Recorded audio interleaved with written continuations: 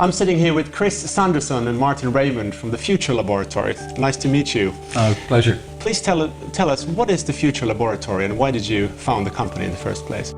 Okay, so the Future Laboratory is a trend forecasting, consumer insight and strategic innovation consultancy, and those are the three kind of areas that we do. So our focus is on helping brands and businesses to identify changes in the way our society and our consumer society is developing.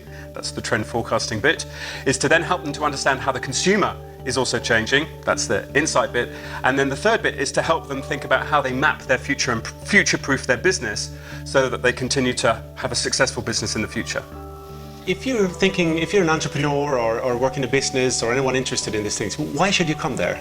Well, we're going to share with you three key trends, which are the new areas of research that Martin and his team have been looking at. And they're all within this umbrella of the long near, but they're three very clear and very different ideas.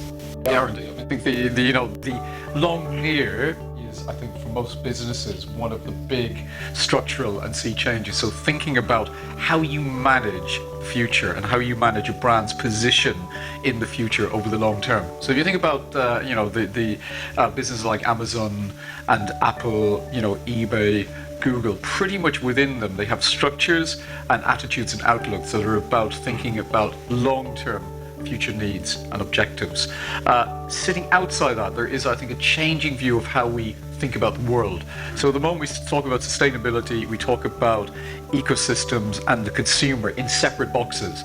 And what we're saying is, for the future, you need to consider a different system and a different philosophy that allows you to accommodate all of these things in the same thinking process. I've heard that your presentations, your trend briefings are really multi-sensorial and exciting and inspirational.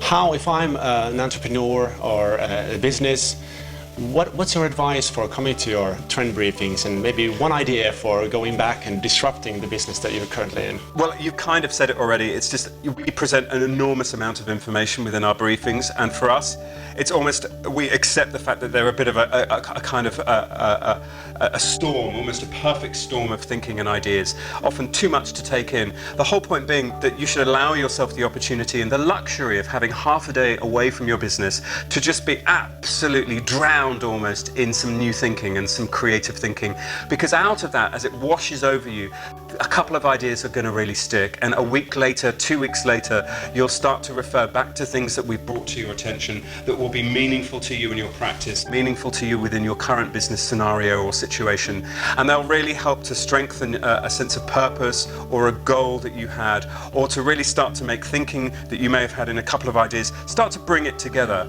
And if you come out of trend briefing with just one clear thought or one clear idea, for us, then it's been a success, something that you can actually take forward professionally and will actually give you a return on that investment. And that's what we find, is people come away buzzing with loads of great ideas, but they also often come away with a real sense of a clear direction that relates specifically to a strategy that they've been working on.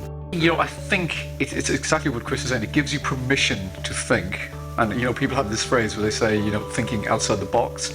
I think what we've tried to instill in people is that there are no boxes. That really the limitations are applied either by people's lack of knowledge and lack of curiosity, or perhaps lack of permission. And I think what the process, the half day offers you is the permission to dream, the right to demand and seek out knowledge in a way that perhaps is not presented to you in normal circumstances. And also, I think, to understand that in businesses we tend to speak to two of the senses. Perhaps it's to sight and maybe it's to sound. But we forget there are three. In fact, there are 4 or 5 others that people need to think about. And I think what we're trying to do is forever drive people to ask the questions: why not? What if? Why shouldn't I? Rather than assuming, as business does, that the lowest common denominator is the thing that always appeals to the customer. And as we found out time and again, those industries that don't imagine or conceive the inconceivable are the ones that fall by the wayside. So that, think about Kodak, think about Hoover, think about people like Polaroid. All of those businesses failed to consider the thing that potentially would come in as an outlier and cripple their business.